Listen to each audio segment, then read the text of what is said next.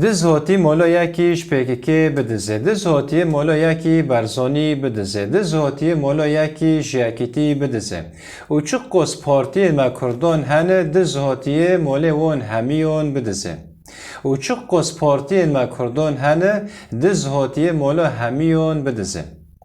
Diz hoti mola yaki Kurdin Müslüman bidize. Diz hoti mola yaki Kurdin Ezidi bidize. Diz hoti mola yaki Kurdin Şia bidize.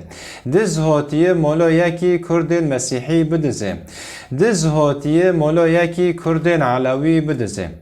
Uçuk kos dinin din jihane Kurdin metevli won bine diz hoti mola hemiyon bidize. Uçuk kos dinin din jihane Kurdin me tevl won bine diz hatiye mola hemiyon bidize. İcar diz hatiye mola me giştikon bidize. Libo diz cudobin tune. Diz dize. Libo diz cudobin tune. Diz dize. İcar çare çiye? Velat ya me hemiyone.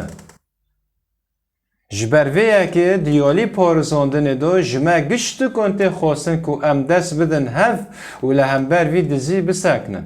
Jber ku diz hatiye molê me gişti kon bidizin.